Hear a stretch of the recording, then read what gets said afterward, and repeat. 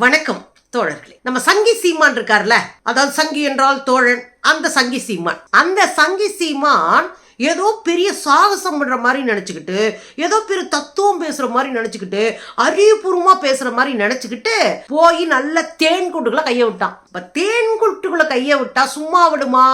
சுத்து போட்டு சாத்தும். அதுதான் இப்ப நடந்துகிட்டு இருக்கு. ஓவரா பேசி உடம்ப கெடுத்துக்கிட்டாப்ல, வாண்டடா போய் வண்டியில ஏறி மிதி வாங்கியிருக்காப்ல. அப்புறம் வாண்டடா வண்டியில ஏறின பிறகு நம்ம ஆளுங்க பார்த்துட்டு இருப்பாங்களா? நம்ம ஆளுங்க முட்டுச்சந்து மூத்தரச்சந்துன்னு போட்டு வெளுத்து துவச்சு ஆட்டோல ஏத்தி விட்டு அடுத்த தெருவுக்கு அனுப்பி அவன் போட்டு மிதிச்சு துவச்சு இப்படி ஒரு 10 நாள் ஊற வச்சு துவச்சிட்டு இருக்கிறாங்க.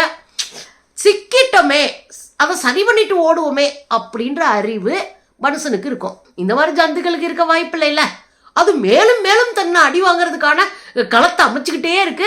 அப்புறம் சுத்து போட்டு அடிக்கிறாங்கன்னு வச்சுக்கோங்களேன். நேற்று ஒரு சம்பவம் நடந்து போச்சுங்க. அப்படி என்னன்னு கேட்குறீங்களா? நம்ம பெருசு அதாங்க சீமான், அது மூஞ்சியில சாணி அடிச்சிட்டாங்க. பெரிய பரபரப்பாய் போச்சு, அசிங்கமா போச்சு குமாரு. அதுதான் அந்த கதை. என்னன்னு கேட்குறீங்களா? பெரிய ஃப்ளெக்ஸ் போர்டுங்க சீமானுக்கு பயங்கரமா வச்சிருக்காங்க. அந்த ஃப்ளெக்ஸ் போர்டு வச்சோடனே நம்மளுக்கு பார்த்து கடுப்பாயிட்டாங்க. அண்ட் டே அப்படின்னு சொல்லி சாணி எடுத்து மூஞ்சில டொப்புன்னு அடிச்சிட்டாங்க. மூஞ்சில அடிச்சு குச்சியை வச்சு அதை முகத்திலே பிரஷ் மாதிரி அடிச்சு விட்டானுங்க. பாருங்களே.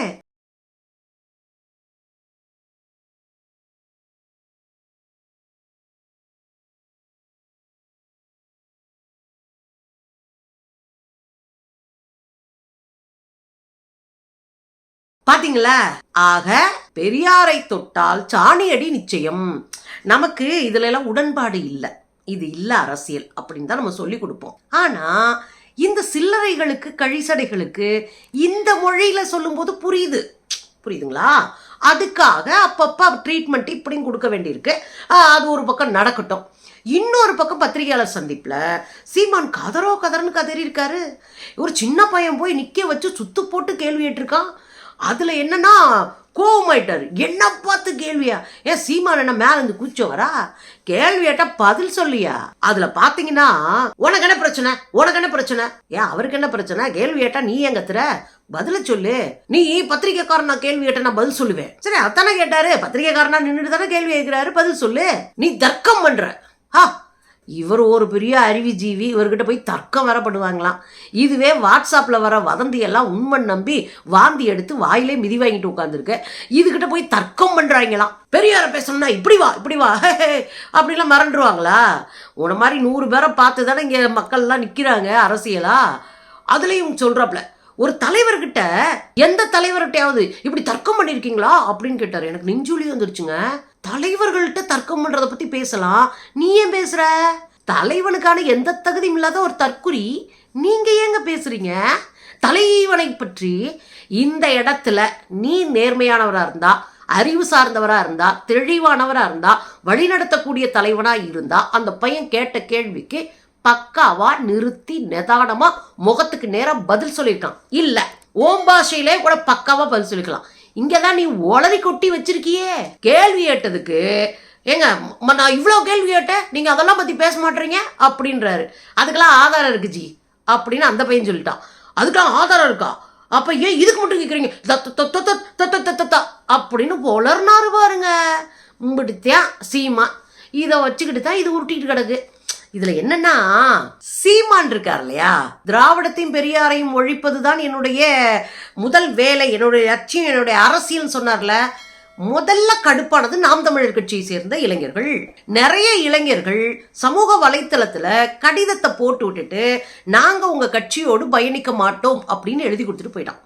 இன்னும் பாத்தீங்கன்னா நாமக்கல் பகுதியில, சேலம் நாமக்கல் பகுதியில நூற்றுக்கணக்கான இளைஞர்கள் கட்சியிலிருந்து வெளியேறி இருக்கிறாங்க. அதுல கட்சியினுடைய முக்கிய உறுப்பினரா இருக்கக்கூடிய, அதாவது ஒருங்கிணைப்பாளராக இருக்கக்கூடிய, ஒரு 25 ஆண்டுகள் சீமானோடு பயணித்த ஜெகதீச பாண்டியன் ஒரு அறிக்கையை வெளியிட்டிருக்காரு.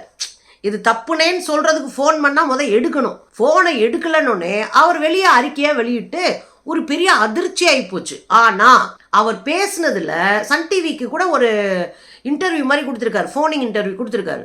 அவர் பேசினதுல அவ்வளவு முக்கியமான 4 விஷயத்தை பேசியிருக்காரு. அது ரொம்ப முக்கியம். உடனே இங்க நாம் தமிழர் கும்பல்லாம் துரோகி, இன துரோகி, அந்த துரோகி, இந்த துரோகி, கொல்ட்டி கல்ட்டி, இவன் வந்து தெலுங்கு அப்படின்னு ஆரம்பிச்சிட்டாங்கன்னு வச்சுக்கோங்களேன். இடிப்பாறை இல்லாத ஏமரா மன்னன் கெடுப்பாரிலும் கெட்டுவிடும். இதுக்கு என்ன அர்த்தம் தெரியுமா? சொல்ல வேண்டிய நேரத்துல அடிச்சு புரியுற மாதிரி சொல்லுகிற துணை இல்லாவிட்டால், நண்பன் இல்லாவிட்டால், தோழன் இல்லாவிட்டால், ஒரு அறிவுரை சொல்லுகிற மந்திரி இல்லாவிட்டால் இந்த அரசு நாசமா போகும். இந்த மண்ணே விளங்காம போயிருவான். இந்த சில்லறையை உட்காந்து ஜங்கு ஜங்குன்னு அடிக்குதுகள்ல, அதுகளை விட நேர்மையா சுட்டி காட்டி வெளியே போகல. அவரு கட்சிக்குள்ளதான் இருக்காரு.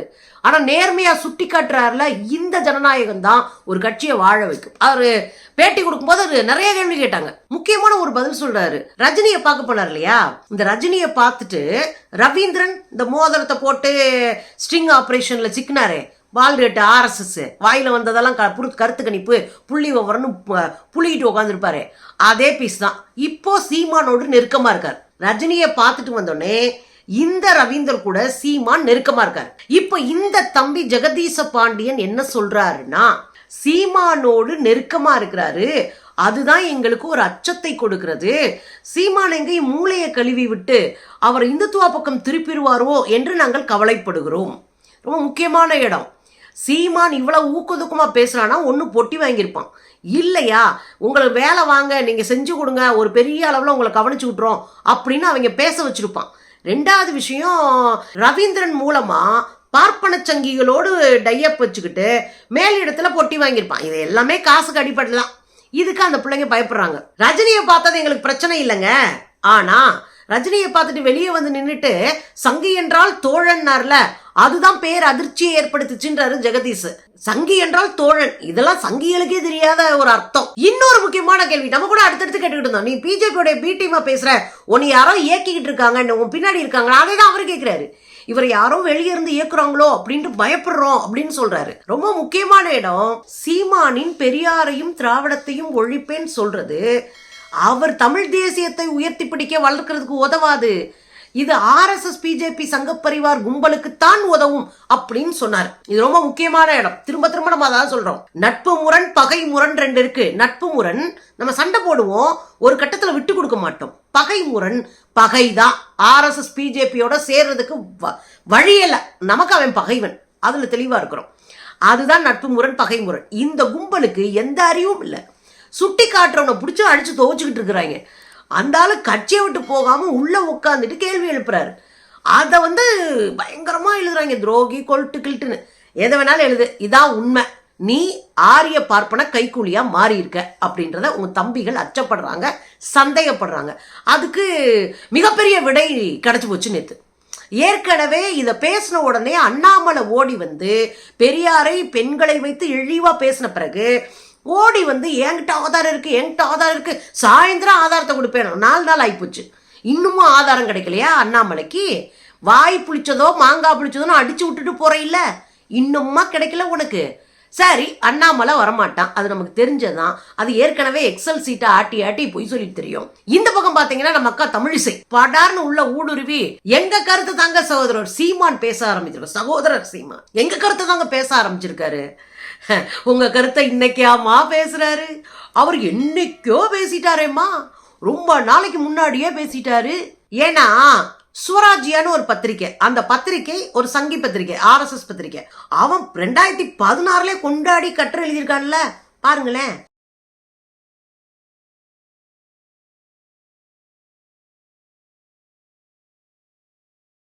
பாத்தீங்கல்ல, 2016 இது சங்கியா தான் இருந்திருக்கு. மத்தவங்களுக்கு தான் இது சங்கியான்னு தெரியாம இருந்திருக்கு, அவ்வளவுதான். அதுக்கப்புறம் அவர் சொல்றாருல்ல, அவர் எங்க டீமுங்க, கருப்பொருள் கூட்டணி. கருப்பொருள்னா மைய பொருள், கருப்பொருள் கூட்டணி. அவரு அதாவது நம்ம கூட்டணி அமைக்கிறோம்ல, சித்தாந்த கூட்டணி, கருத்தியல் கூட்டணி, அப்படி இப்படின்னு பேசுறோம்ல, இது கருப்பொருள் கூட்டணி. அப்படியே ஒரே மாதிரி பேசுவாங்க, ஒரே தீம்ல பேசுறாங்க, ஒரே அடிப்படையில பேசுறதுனால கருப்பொருள் கூட்டணி. இதைத்தானே அந்த பையன் ஜெகதீஷ் பாண்டியன் வந்து கதர்னாரு. இது நடக்க போகுதுன்றாரு அவர் கதர்னாரு. சங்கிகளுக்கு வசதியா போகணும். நீங்க பாருங்க, எல்லா சங்கி பார்ப்பன ஊடகங்களும் பெரியாரை இன்னும் கேவலப்படுத்தி அவனுக்கு கற்பனைக்கு எட்டி அயோக்கியத்தனமான கதையெல்லாம் பேசிட்டு இருக்கான்ல. இதைத்தான் இந்த பையன் கத்திட்டு இருந்தாப்ல. இதுல சங்கி சீமானுக்கு இன்னொரு பயங்கரமான ஒரு பஞ்ச் டயலாக் சொல்ல பின்னாடி இருக்கிற தம்பிகள்லாம் அடிச்சு கைதட்டுறாங்க. பெரிய புராணம் பாடினா உனக்கு பிடிக்காது, பெரியார் புராணம் பாடினா எனக்கு பிடிக்காது. சங்கி சீமா ஓ எல்லாரும் கைதட்டாங்க.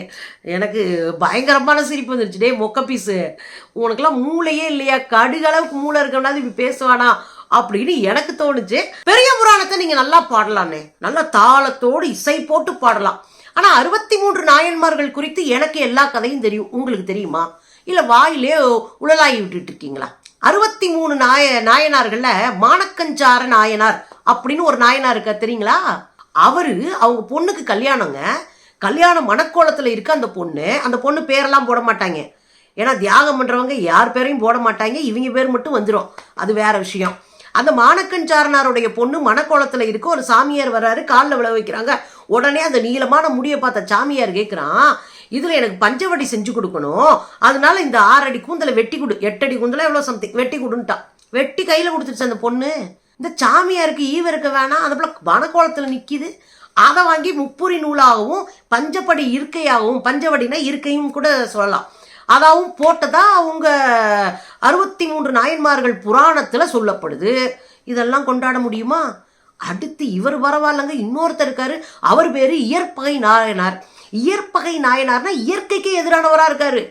அவர் என்ன பண்றாரு, சாமியார் வர்றாரு, சாமியார் வேஷத்துல சாமி வந்துச்சான், அது வேற கதை. சாமியார் வேஷத்துல வர்றது பூரா சாமி, ஆனா அந்த வர்ற சாமி பூரா பார்ப்பன வேஷத்துல வரும் இந்த பெரிய புராணத்துல பூரா. ஏன்னா நான் பெரிய புராணம் 10 படி, சரிங்களா? அதனால பெரிய புராணத்துல சாமியார் வேஷத்துல வர்றது பூரா பார்ப்பனர் வேஷத்துல வரும், ஆனா அது சாமி. அது உள்ள வந்து என்ன கேட்குது, உன் பொண்டாட்டி அனுப்புன்னு கேட்டு பிடிச்சி இயற்பகை நாயனார்ட்ட. உடனே இவர் வந்து அப்படியே கண்ணீர் உருகி பொண்டாட்டியை அனுப்பி விட்டார். ஏண்டா உங்களுக்கு எல்லாம் எவ்வளவு கொழுப்படுத்திருந்தா அந்த பொண்ணு சுயமா முடிவெடுக்கணும், ஆனா பொண்டாட்டியை கூட கூட்டி அனுப்புவீங்க. நாங்க அதை தப்புன்னு சொன்னா நாங்க கெடுத்துட்டோம், இந்த கல்ச்சரை கெடுத்துட்டோம், இதான் உங்க கல்ச்சராடா, இதை தான் நீ கொண்டாடுவியாடா, பாடு. நல்லா பரபரப்புறம் பட்டையை வச்சுக்கிட்டு, இந்த சின்ன கட்டையை வச்சுக்க அடிப்பாங்கல்ல, அது மாதிரி அடிச்சுக்கிட்டு பாடு. இந்த பக்கம் வந்தா இன்னொரு நாயனாருங்க, பல்லவ மன்னர் கலர்ச்சிங்கம்ங்க. அவர் ஒரு பல்லவர் மன்னர். அந்த மன்னர் தன்னுடைய இணையரோடு திருவாரூர் கோயிலுக்கு வராரு. அங்க எல்லாரும் பூ கட்டிட்டு இருக்கிறாங்க. அந்த பூ கட்டிட்டு இருக்கிற இடத்துல இருந்து ஒரு பூ சாமிக்கு மாலை கட்டும் போது ஒரு பூ இங்கிட்டு சதறி விழுந்திருக்கு. இந்த ராணி போனவங்க அவங்க வீட்டுக்காரர் ஒரு பிரகாரத்தை சுத்திட்டு வரேன்னு போறாங்க. இவங்க அந்த பூவை எடுத்து மோந்து பார்த்துட்டாங்க. இந்த மோந்து பார்த்ததை பார்த்த உடனே செருத்துணை நாயனார்னு ஒரு நாயனார், அவர் என்ன பண்ணிட்டாரு, வந்த உடனே மூக்க பளிச்சுன்னு வெட்டிட்டாரு. அந்த அம்மா ரத்த வெள்ளத்துல மயங்கி துடிச்சு மயங்கி கிடக்கு. இதை பார்த்த பல்லவ மன்னன் பயந்து போயிட்டாரு. ஐயோ என் பொண்டாட்டியை வேண்டாம் மூக்கறுத்தவேன்னு கேட்டா, நான் நியாயத்துக்காக தான் அறுத்தேன், இப்படி சாமிக்கு போடுற மாலையை போய் மோந்து வாக்கலாமா அப்படின்னு மூக்கறுத்து விட்டேன் நான்.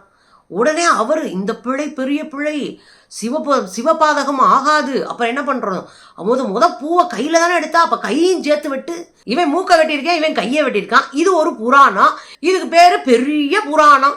உங்க பெரிய புராணத்தை நீ பாடு, ஏன்னா உனக்கு மூளையும் கிடையாது, பொம்பளைகளை இழிவா பேசுறவன், பெண்களை இழிவா நடத்துறவன், பெண்களை குறித்து கேடுகட்டத்தனமா யோசிக்கிறவன், நீ தாராளமா பேசலாம் பாடலாம், சரியா? ஆனா நாங்க ஏன் பெரியார் புராணம் பாடுறோம், இந்த இழுசடை கழுசடைகளை எல்லாம் தூக்கி போட்டு மிதிச்சவரு, சனாதனத்தை சங்குல மிதிச்சவரு. இந்த சனாதனிகள் பூரா பொம்பளைகளை விபச்சார தோஷம் உள்ளவர்கள்ன்றான். நீ படி, அப்பதான் இவன் ஒழுங்கா இருப்பான். நீ படிச்சு சொத்து சேரு, நீ படிச்சு செல்வம் சேரு, பொருளாதாரமா விடுதலை அடை, அப்பதான் இந்த சல்லிப்பயல்க பூரா உங்ககிட்ட அடக்கி வாசிப்பான், நீ நிம்மதியா இருக்கலாம் அப்படின்னு சொன்னவரு. சோ பெண் விடுதலை ஆகணும், ஒண்ணு சமூக ரீதியாகவும் விடுதலை ஆகணும், அரசியல் ரீதியா விடுதலை ஆகணும், வாழ்க்கையிலும் பொருளாதார தண்ணீரையோடு விடுதலையான ஒரு சூழலை உருவாக்கணும். இது எல்லா பத்தியும் பேசின பெரியார நாங்க பஜனை பாடுவோம், கொண்டாடுவோம். இப்ப என்ன உனக்கு நான் கேட்கிறேன், இப்படி அறங்குறையமா பேசிட்டு அப்புறம் போறேன் வரலாம் சாணியால் அடிப்பான். இன்னைக்கு போஸ்டர்ல தான் அடிச்சிருக்கான், ஃபிளெக்ஸ்ல தான் அடிச்சிருக்கான், நாளைக்கு நேரடியா மூஞ்சியில் அடிப்பான். பார்த்து இருந்துக்க, உளறது நிறுத்து.